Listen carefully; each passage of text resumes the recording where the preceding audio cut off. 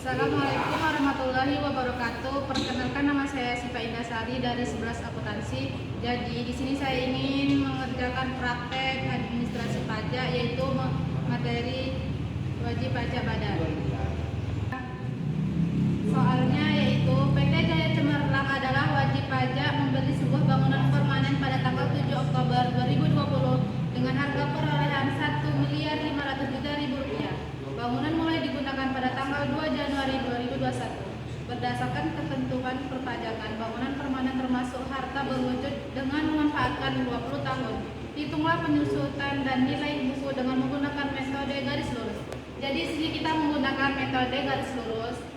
Jadi 20 tahun ke depannya itu yaitu 2039. Jadi di sini kita selesaikan soalnya Rp1.500.000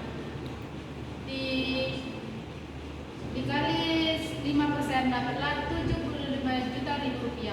Jadi Rp1.500.000 dikurang Rp75.000 dapatlah Rp1.425.000. Nah, jadi Rp1.425.000 dikurang dengan 75 juta dapatlah hasilnya Rp1.350.000. Dikurang lagi dengan Rp75.000 dapatlah hasilnya Rp1.275.000 sampai tahun 2039 dengan nilai 0. Lanjut soal kedua. PT Madijaya adalah wajib pajak badan membeli sebuah bangunan permanen pada tanggal 7 November 2025 dengan harga perolehan 2 miliar. Bangunan mulai digunakan pada tanggal 2 Januari 2026.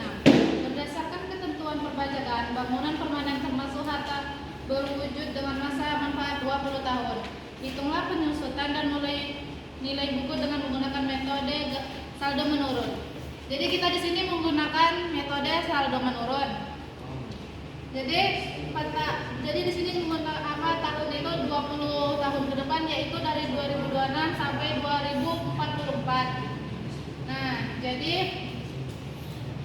2 miliar dikali 10% dapatlah hasilnya Rp200.000. Jadi 2 miliar dikurang Rp200.000 dapatlah hasilnya Rp1.800.000. Nah, Rp1.800.000 ini dikalikan dengan 10% dapatlah hasilnya Rp180.000.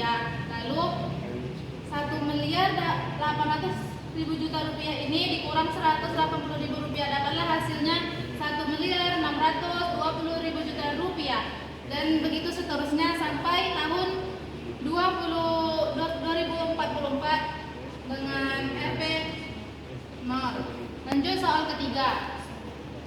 Soal ketiga yaitu pada tanggal 7 November 2018, Budi Santoso mengeluarkan uang sebesar Rp500 juta untuk memperoleh waralaba dari atas selama 4 tahun untuk membuka minimarket yang beroperasi resmi mulai 5 Januari 2019.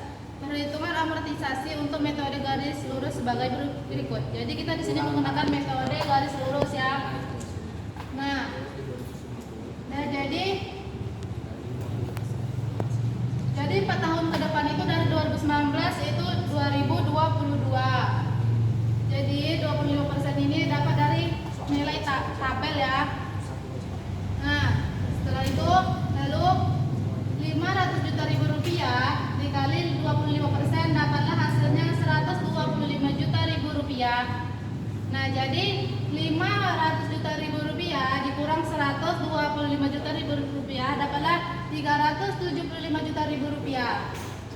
Lalu Rp375 juta dikurang Rp125 juta dapatlah Rp250 juta. Lalu dikurang lagi Rp125 juta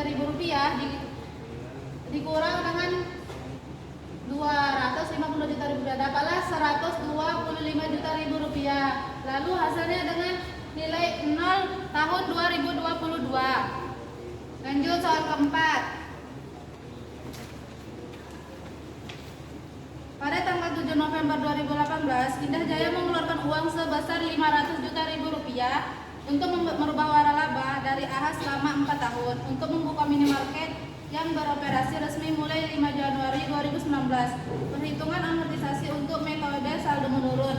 Jadi di sini kita menggunakan saldo menurun. Kalau tadi nomor 3 ini metode garis lurus.